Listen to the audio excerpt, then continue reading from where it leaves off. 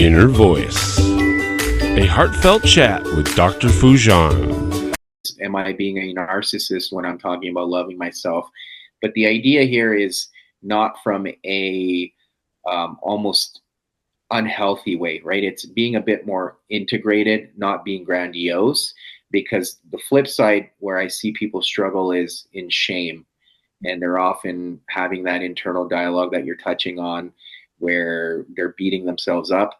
So the idea is not to be selfish. What I like to remind people is it coming from a place of self-care?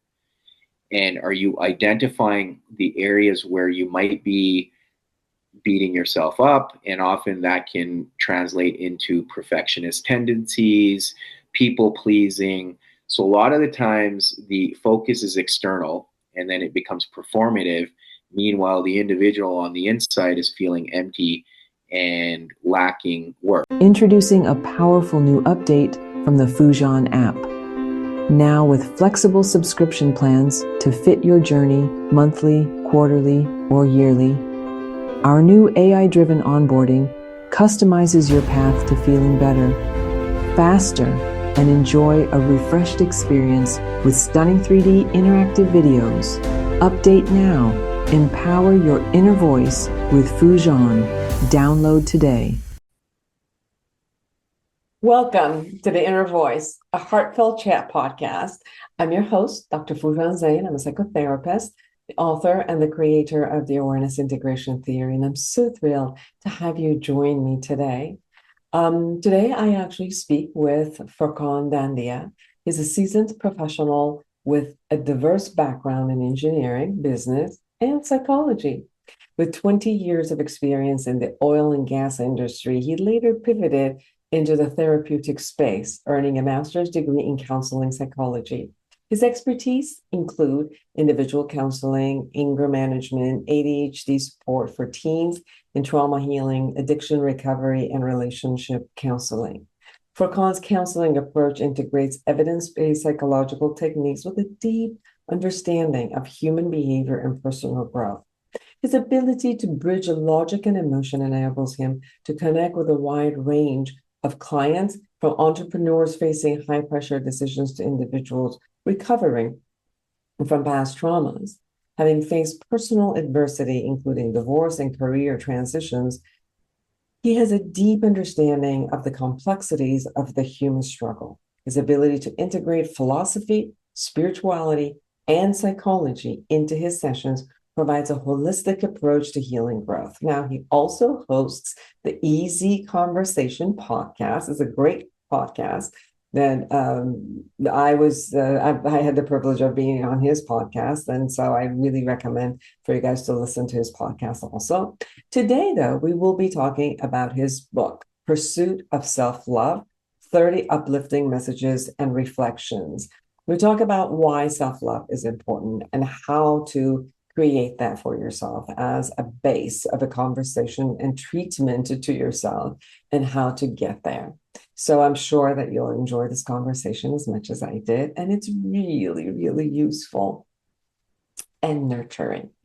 Now be sure to subscribe to my podcast, my YouTube channel, and connect with me through my website, foojanzeine.com, or any of the social media platforms. Share your thoughts with me because I love to hear from you. Don't forget, go to Foojan app, whether it's an Apple or Google, and get the Foojan app with 31 areas of life. And also check out the Mira, which is the AI chatbot, which is trained in the awareness integration theory. Now, without further ado, here's Furkhan Dandia. Listen up if you want to promote your personal growth and self-awareness.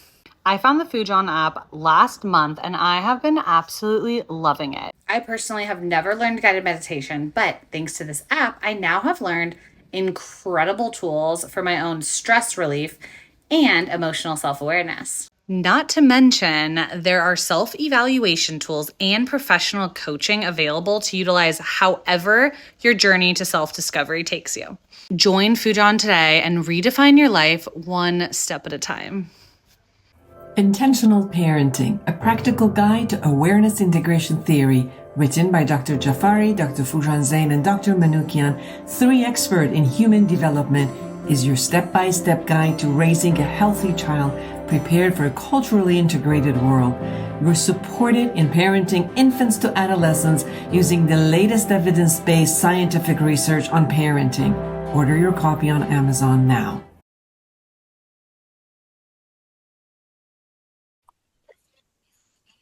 Well, I'm so excited to have Furkhan Dandia with us. Welcome to the show. Thank you. I'm honored to be here and have this opportunity to talk to you again.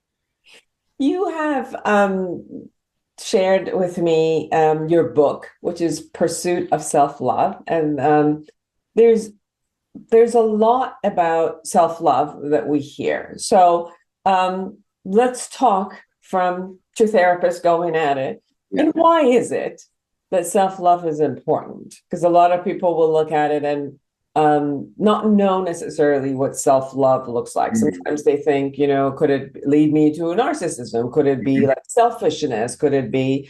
And another piece that I just want to share with you is a lot of people are not trained to talk to themselves kindly. We might have parents who were not that, were disciplinarians and wanted to, correct us. So we might not even have that voice inside. Share with us. Yeah, well, you're right. I think often the fear is, am I being a narcissist when I'm talking about loving myself? But the idea here is not from a almost unhealthy way, right? It's being a bit more integrated, not being grandiose, because the flip side where I see people struggle is in shame. And they're often having that internal dialogue that you're touching on where they're beating themselves up. So the idea is not to be selfish. What I like to remind people is it coming from a place of self-care?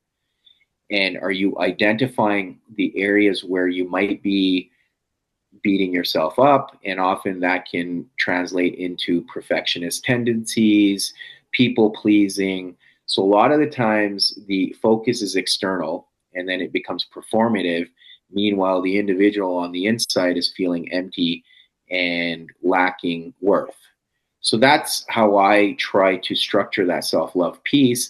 And in my book, I touched on different elements of it. So you can focus on identifying areas where you can love yourself, but then how do you balance it with forgiveness, not only for others, but yourself when you do fall short, which can also mean compassion, and then humility and gratitude.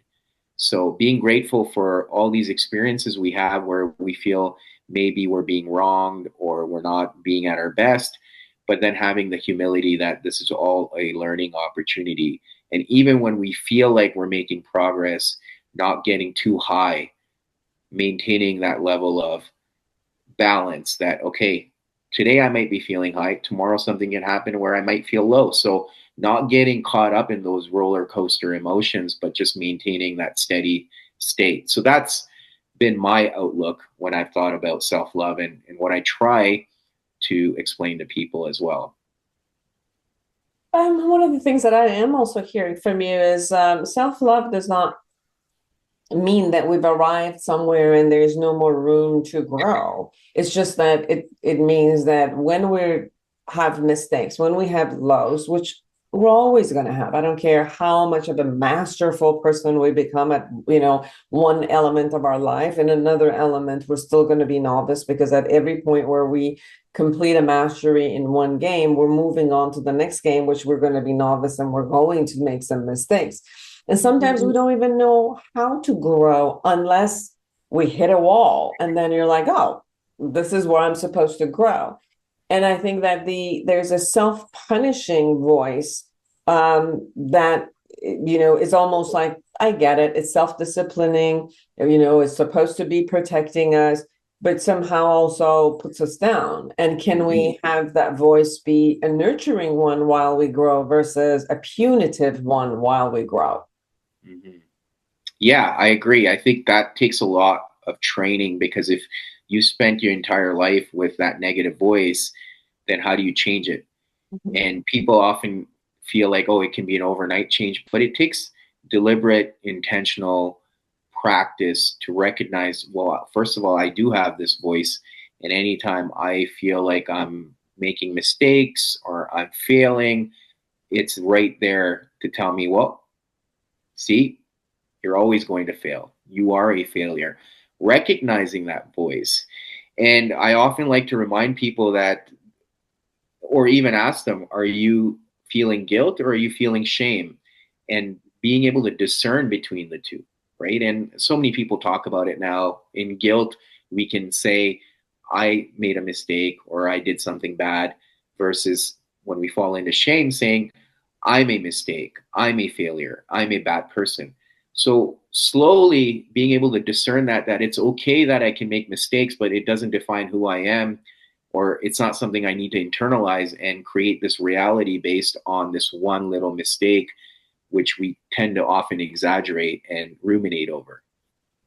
Absolutely. It's almost like instead of the behavior itself or something we've done as an action or a behavior, we make it as into a self-identity. And that's, devastating for us because Yes. things could be temporary. I will always fail at something, but that doesn't mean that my identity is, a failure consistently and moving forward with that. I think in your book, you also touch upon the concept of how do we gain the self-love, and partially you go into the world of like divine and spirituality in how to bring that love back. So not only from a psychological realm, you're also kind of integrating it with a realm of spirituality. Can you share a bit about that?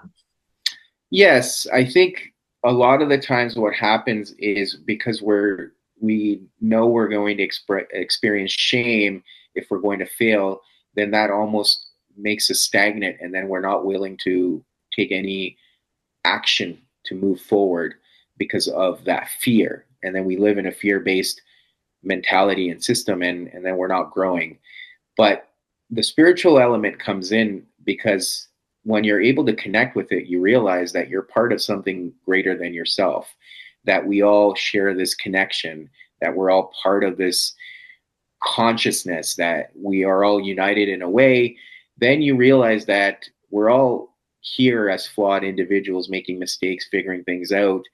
But the biggest piece, I think at least what I've experienced, and most people I talk to who are feeling that, is you feel this sense of love that's unconditional. And once you connect to that, you can feel it inside of you. And anytime you're feeling that doubt, you're questioning yourself, you're making, you're scared of making those mistakes, you can tap into that unconditional love and realize that even if I fail at this, I'm going to be okay. So then you're not working from a place of scarcity, you're approaching everything from a place of abundance. As you were talking, this came to me that, well, most of us, the voice that is inside of our head is some sort of an introjection from, our parents and our teacher or grandparents, people who were caretakers from us. And if it's nurturing, it's awesome. If it's not nurturing and we're taking that kind of punitive, then you're suggesting that there's also, we're interjecting something from an outside source anyway, and you're offering another type of an outside source. So you're saying, if I can tap into another source, which is nurturing, all encompassing, all acceptance, then I can bring that and kind of get a help from it to soothe myself, to nurture. Yes, I agree. And then you can even find that level of acceptance for how your caretakers were showing up, because then you can have compassion for them, recognizing they were projecting their own insecurities onto us, their own pain onto us. So how can you hold space for that pain? Now, people experience a lot of traumatic things from childhood. It doesn't mean that that's acceptable. You can remove yourself from that and look at it from the perspective of, how can I have compassion for the other person and the pain they must have been in to do something so terrible. You don't have to forget, but that forgiveness, as I touched on earlier, allows you to move forward. And that doesn't happen unless you're able to see the individual from a different lens.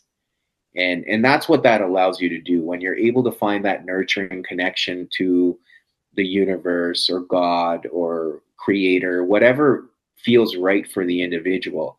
Unfortunately, a lot of people experience bitterness and shame and disconnection from this abundant source of love because they're relating their experiences, painful experiences from people, and saying, well, these are the same people that were created by this source, then I'm disconnected from it, right? So their anger and resentment is being directed at the source rather than seeing everyone is flawed and is also having their human reaction to things.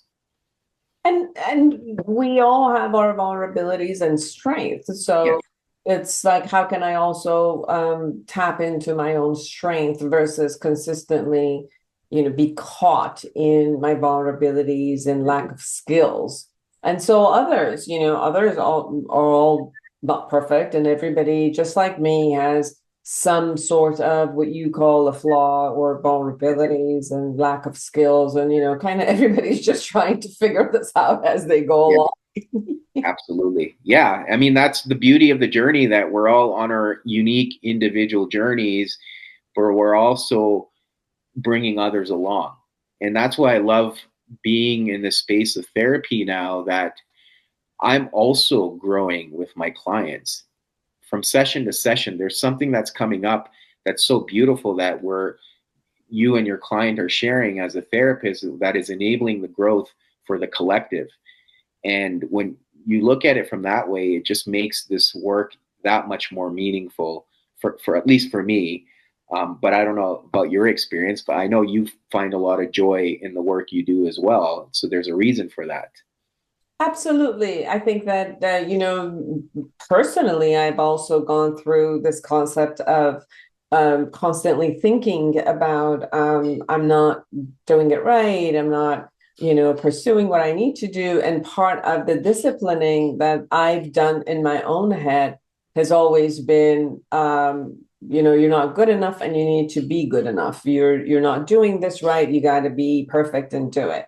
And it took a long time for me to be in my actually therapy when I've gone as a client to the therapist to be able to learn the concept of that it's okay to start with I'm okay and I want to learn and grow versus I'm not okay and I'm never going to be okay until I'm the perfect one, I'm the best, versus I'm great, I'm okay, and moving along and learning and every day, growing. And I think that took a long time. I even remember when my therapist would say those things to me, I would look at him with disbelief and I'm like, huh? Like, what? That's not even a possibility. Like, it took the shock that I had, even with the notion that you could be okay, although you don't have all your ducks in a row. You could be okay if all is not well. You could be okay if you haven't even reached all the success that you needed to reach, or you're not financially okay at that time, right? So it was always this lack that you have to fit in the lack, and part of the ambition and part of, the motivation to get you forward was like, come on, you're not enough. You're not enough. You got to get better and better, and use that somehow as motivation, but that had a hell of a lot of side effects around it. Right. Yes. And I see that a lot also with my clients where, they're damning themselves for where they are because they're not where they think they should be. And it's a very depressive and anxiety producing state. And you could see, the high rates of depression and anxiety, a lot has to do with this way of, kind of dealing with ourselves or treating ourselves this way. Yes, absolutely. Yeah. And then the suffering continues, unfortunately, until we're able to let go and have acceptance, as you said, that on any given day, you're doing the best you can with what you have. And maybe 5 days from now, it may look different, and that's okay. But it's just one day at a time, as simple as it sounds, as cliche as it sounds. It's just that one day focus. So how do you, in your counseling and in, I mean, one thing, I think we all work on ourselves first and then become the therapist for others. Um, how do you handle it with yourself and your clients who come in and you know you're offering the skills of self-love to them? Can you share a little bit about that? Yes, I think it's first of all recognizing how the shame is showing up, right? So I touched on some of the ways it shows up, whether it's perfectionism, people pleasing, busyness. A lot of the time, people will overwork to distract themselves and avoid these feelings that we have inside. But ultimately, it's recognizing all these behaviors we're engaging in because they're all a form of escape. And the goal is to connect to what's going on inside. And many people have never even thought of it that way, or don't know where to start and even what to do with it. But again, coming back to yourself, what are you feeling? Because if you don't know what you're feeling, then you're just on autopilot all the time and you don't know why you're engaging in these behaviors. Once you're able to connect to that feeling inside, then you know, okay, when I'm not feeling good enough, I'm trying to please others or I'm trying to take care of others so then I can feel good about myself. But unfortunately, that's a fleeting feeling. It's like any material acquisition. You know, you tell yourself, oh, if I get this beautiful car or this beautiful house, I'll feel good. And then how many of us have done that? And then we achieve that thing and we realize, oh, well, that doesn't make me feel better. So it's coming back to yourself and recognizing, where is that shame messaging? Where is it coming from? What is it? So many people don't even know. And it's asking yourself, is it, I don't feel good enough? I don't feel worthy. I feel like a failure. Once you're able to put some language around it, then you can understand where the scarcity is and how do you find that sense of contentment and joy within yourself. It all needs to be with the self, hence self-love. Yeah. And how do you, in your for yourself and your practice, how do you combine and bring the divine or the spirituality with and combine it with this way of thinking and treating yourself? So just for myself, well, I think it's just being honest. I mean, I'm still figuring all of this out, and I do fall short at times where I will react to the internal feeling. And then I look back and I realize, okay, this is coming from a place of shame. So I have to sit with it and pay attention to it and recognize. And for me, a lot of the times it's just sitting in that stillness and paying attention to when I'm engaging in behaviors that may be considered a form of escape. Right. So when I'm able to sit with it, I realize, okay, there's a lot of discomfort here. There's a lot of self-sabotaging going on here. There's a lot of shame. And then prayer is helpful for me. That's just been my personal experience, to be able to sit down and pray to, again, whatever people connect with. For me, I pray to God and I ask for patience. I will ask for strength. It depends on the season of life I'm going through. And every time there's a different theme. Right now, in this season, I'm seeking patience. And then I find that I'm able to connect with it. And I have to constantly remind myself that, okay, I need to be patient here. And that's just my intention. Some people will call it a mantra, but my daily intention is to approach everything with patience and really connect with that. So there's a part of you that goes beyond the part that is stuck. So I acknowledge where I'm stuck. I acknowledge the emotions and the belief systems that are there that gets me stuck. And somehow I open the lens up a little bit and go beyond where I'm stuck and ask for what I need to get unstuck. You know, so for people who are religious or spiritual, they will connect with something above them. For some people who are, let's say, atheists or don't believe in those, they can go beyond that one part of them, asking another part who at that moment part possibly is strong enough or has the skills or resilience at one point, asking the other part of them to come and support them and hold them. Yes. It's, if you're asking for something, it seems like you know what it is, because you wouldn't ask for it if you didn't know what it is. So there is a part of us that knows, and there's a part of us that if I can allow myself to be to recognize where I'm stuck, then I can ask for it from the source, ask for it from something above and beyond me, or ask for it from another part of me.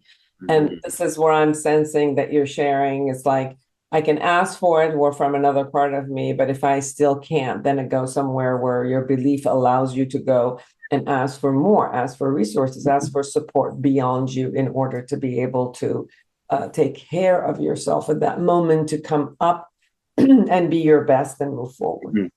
Yeah, and sometimes if you don't know, there are times when I don't know what it is that I'm needing or even seeking, then sometimes it's just asking for clarity around, why am I doing these things? Why do I feel this way? Why do I feel this sense of anxiety and apathy?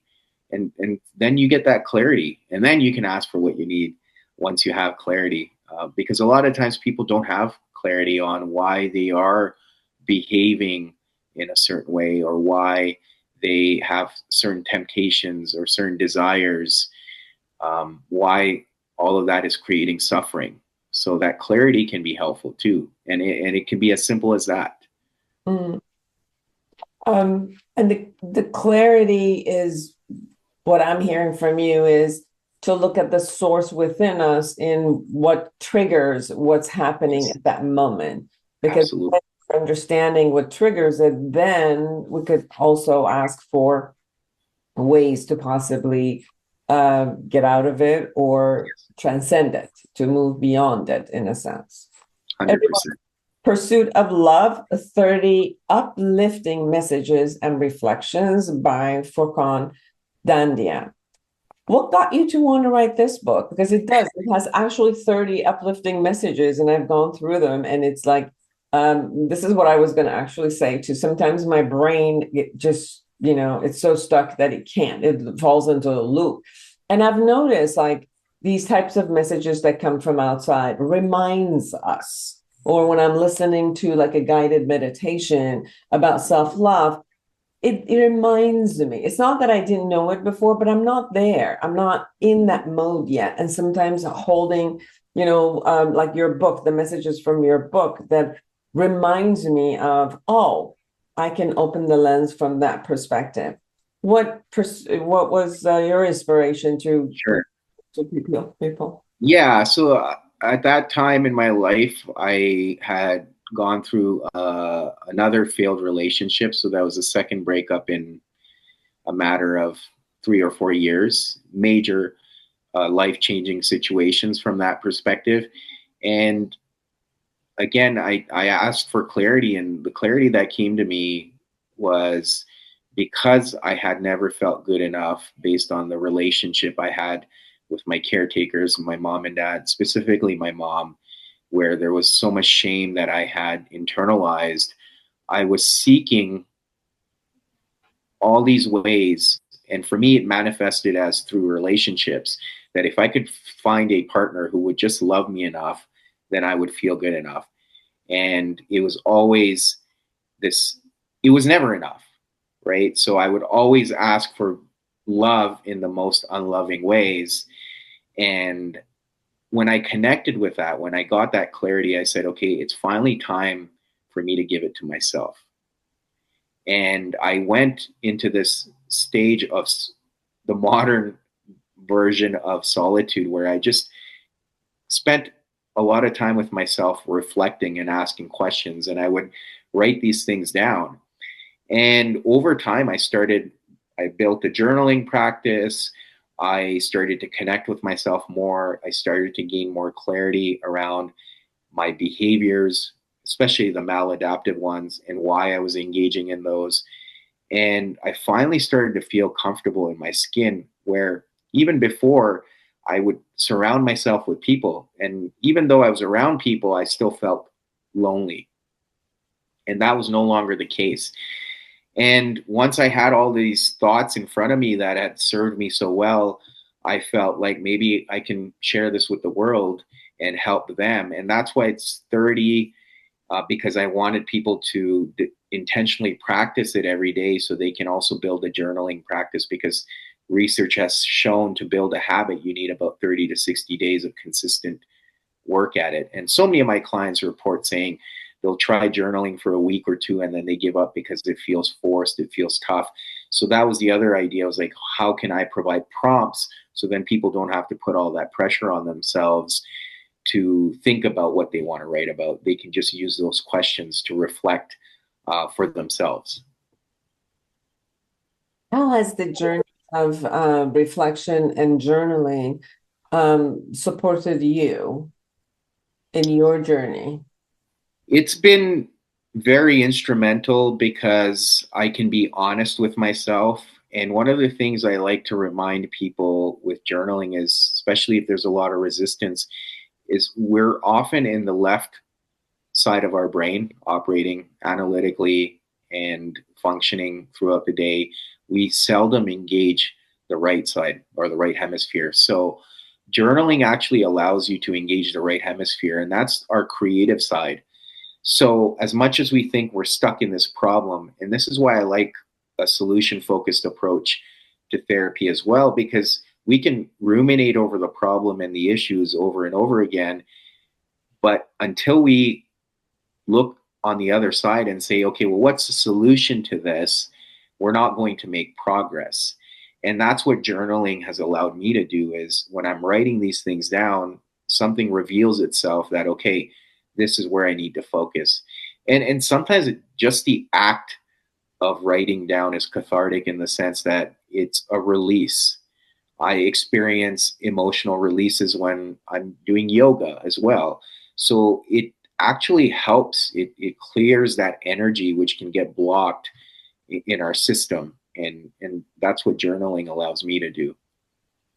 Yeah, I've noticed that the especially guided journalings are supporting same thing, like, meditations can be great for some people where you could just hear the inside and let it out. Sometimes that is not sufficient, especially for people who are constantly, like you said, either distracted themselves, censored themselves too much, or they're very punitive. That this concept of allowing things to come up at the beginning is harder, and that's why guided type of journaling helps a lot, like the way that you're guiding with this Pursuit of Self-Love book, which is guiding people with prompts and sentences and questions, and that they can start pondering around it, and that keeps opening. And for my model is the awareness integration, where it actually prompts you with questions and processes.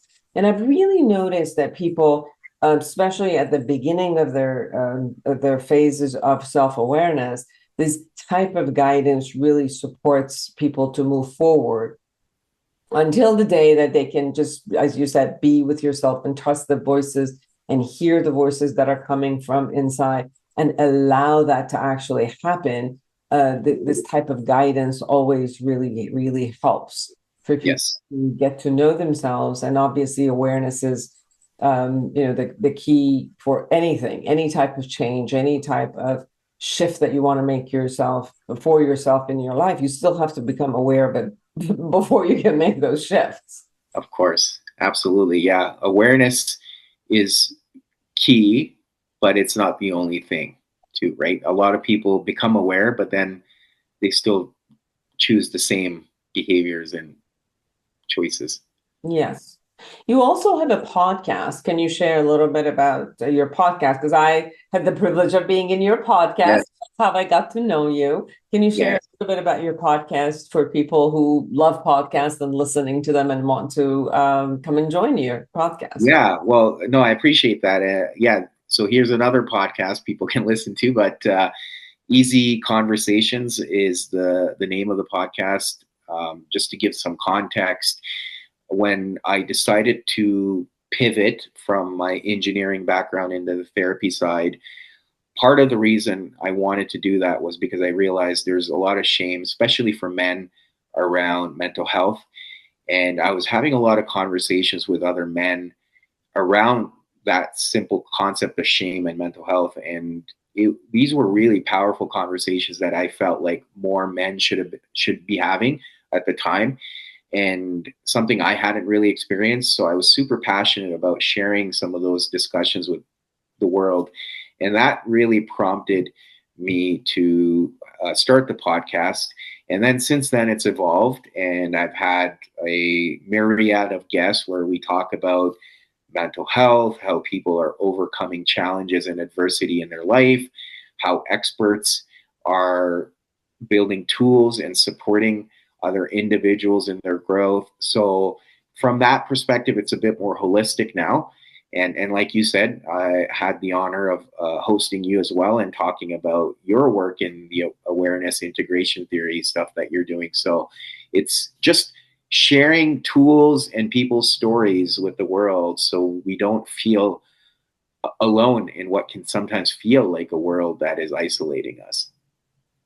And I think you mentioned something very important, which is I think men don't have a lot of access or accepted access, let's say, to sharing their own emotion. So they've learned to censor their emotion much more, and especially shame, which is very vulnerable, sadness. There are a couple of emotions that it's more difficult for men to be able to share and be with and then shift. Anger is one that could be easier to handle. Anxiety is there. Even guilt is there. But to go to more of a vulnerable emotions and allow themselves to share from it, it becomes difficult. So it's important for men to have the ability to speak, to feel, and allow themselves to be vulnerable while they're strong. Mm-hmm. So sometimes strength and vulnerability appear to be total opposite while they can live side by side. And I think that where we're strong enough, we can actually feel our vulnerability and put it on display because we're strong enough to do it. Yes. The ability to be able to do that is great. And the key is, as you've stated in your book and you're constantly sharing it, is to go through that self-love. Because when you go through that self-love, then you find your strength to be able to handle your vulnerability. And you don't have to hold it in the back, because that's also human. It's like being human when you have those vulnerabilities. Absolutely. Furkhan, anything we haven't shared that you really want people to know? No, I think we've touched on a lot of things. When it comes to the spiritual side, I would just highlight that there's no one way of going about it. I encourage people to explore that within themselves, and sometimes even asking the simplest question of, what meaning am I finding in my life and my experiences? What is my why? That can at least start the journey. And whatever you feel connected to without any attachments or any influence from the outside, I would encourage people to explore, because I think we tend to attach ourselves to specific outcomes based on what we're hearing from people around us. Yes. And where can people find you? Well, I'm fairly active on LinkedIn, so you can find me by my name, Furkhan Dandia. You can find me on Instagram. My handle is Unoya Zen, EUNOYAZEN. And then obviously the podcast, which is available on all platforms, including YouTube. So those are mainly the ways people can find me. Beautiful. Well, thank you for taking the time to be with us. Thank you for having me. It's always a pleasure speaking with you. Same here. And I hope that our path keeps crossing. Absolutely. Yes. And for all of you who are out there, create an amazing life for yourself and everyone around you. And until next week, bye-bye. Are you a psychotherapist looking to enhance your practice? The Awareness Integration Therapy developed by Dr. Foojan Zeine is a comprehensive guide to the principle and techniques of this powerful therapeutic approach. Join the growing community who have elevated their practice and expanded their skills by embracing awareness integration therapy and witnessing its life-changing impact. Order your copy on Amazon now.